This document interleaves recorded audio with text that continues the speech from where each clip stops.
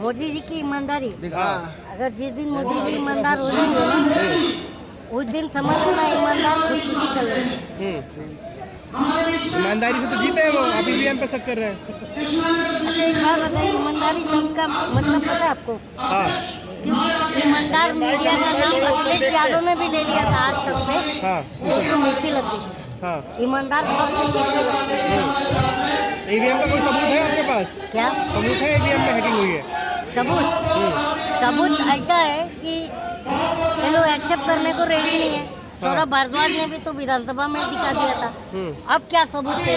बस हाँ, इतना मैं मानता हूँ कि बस चुनाव आयोग के पास ईवीएम खुद जाएगी और कहेगी मुझे छेड़ा जा रहा है, मेरा यौन शोषण हो रहा है, भाई बाप तब सुनेगा।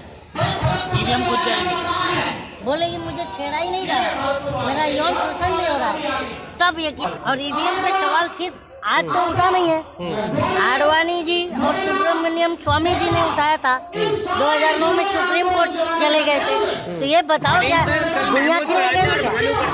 कल महमूद पराचा और भानु प्रताप दोनों वकील चुनाव आयोग गए घेरने के लिए कि 50 ईवीएम हमें दीजिए, लेकिन डिटेन कर लिया गया उन्हें। चुनाव आयोग कहता आप सबूत दीजिए अगर धांधली हो रही है। यार धांधली मैंने अभी कहा, बस इतना ही बाकी है कि ईवीएम खुद जाके यह ना कहे कि मेरा यौन शोषण और बलात्कार भी हो रहा है, तब समझेंगे लोकतंत्र का मतलब क्या हुआ।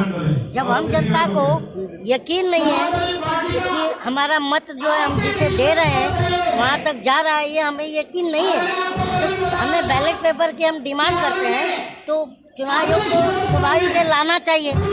अगर आप सुनिए तो भाई, आप गुटखा खाते हैं? आप बोलते रहिए। खाते हैं क्या? बीजेपी नहीं खाते हैं ना। अगर मैं आपको जबरदस्ती गुटखा खिलाऊं तो आप खाएंगे? नहीं खाएंगे।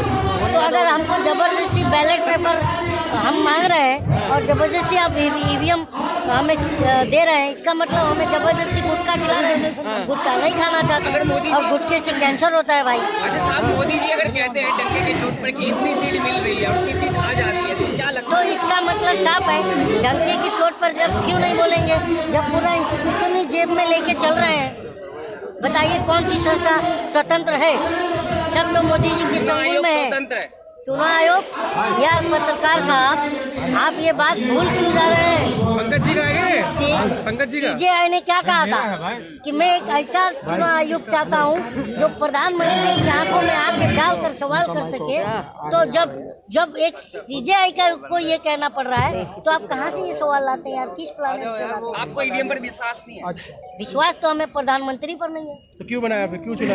अरे चुना नहीं हो तो चोर दरवाजे से आए ना। चुनाव देखिए, चुनाव आयोग इस समय चुनाव आयोग की भूमिका में है, जो हम जनता को चूना लगाता है। जैसे कि पान वाला कहता है कि भैया तुम्हें कितना चूना लगाऊं, वो तो बेचारा पूछ लेता है, पर ये बिना पूछे हम जनता को भर भर के चूना लगा रहे हैं। बताइए कब तक हम चूना झेलेंगे? लेकिन चुनाव आयोग कहता है कि अगर ईवीएम पर सवाल उठाए तो हम समन भेजेंगे। हाँ तो भेजो ना, हम तो उठा रहे हैं ना, हम तो चाह रहे हैं। और ये जिन जिन को समन भेजेंगे उतना नंगा होंगे, ये भेजेंगे नहीं, खाली मुंह से बोलते हैं। एक पटना वाली चिप वाली आंटी, पता है ना आपको, पटना गई थी तो क्या कहा था, तो 31 सेकंड का मेरे पास, बोला नोट में चिप है क्या? बोले 31 सेकंड का मेरे पास वो आया था, क्लिप आया था।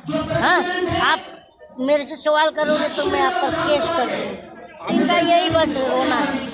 आपके पीछे कौन सी ताकतें हैं जो आपको डर नहीं लग रहा? आप हैं, आपसे बड़ी ताकत क्या है? तो मैं क्यों डरूंगा बताओ? और एक बात बताइए, आप लोग इस तरह से सवाल करते हैं कि मैं क्यों डरूंगा यार?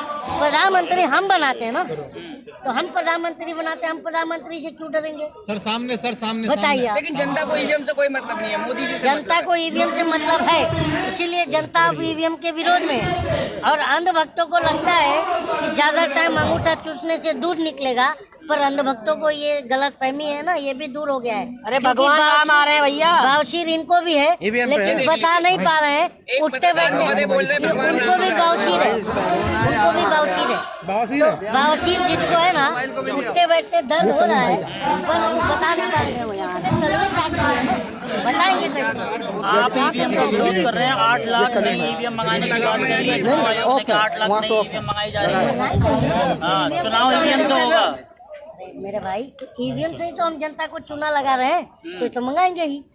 मंगाएंगे, इसमें कोई शक नहीं। आप एक बात बताइए, सबसे बड़ा मैं ये चार्ट देखता हूँ, इंडिया गठबंधन को चुनाव आयोग समय नहीं दे रहा है, क्या कहेंगे?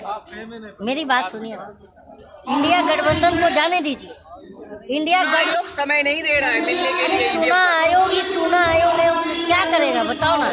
जब हमारे देश का CJI कह रहा है कि मैं एक ऐसा चुनाव आयोग चाहता हूँ जो प्रधानमंत्री की आंखों में आंखें डाल करके सवाल कर सके, तो बताओ कि चुनाव आयोग में दम नहीं है सवाल करने का।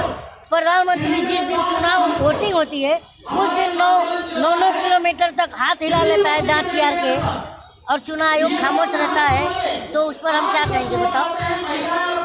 चुनाव प्रधानमंत्री नहीं है। हाँ? आपके प्रधानमंत्री नहीं है। किसके? आपके प्रधानमंत्री तो सबके हैं, आपके। और ये थे कॉमेडियन कलीम शेख, छोटू दादा के भाई, जो कि बेबाक बोलने वाले और बहुत अच्छा बोलते हैं। इस वीडियो को ज़्यादा से ज़्यादा शेयर करें, सब्सक्राइब करें चैनल को। मैं आपसे इजाज़त लेता हूँ। मैं आपका भाई मेहताब हिंदुस्तानी। जय हिंद, जय भारत, जय संविधान।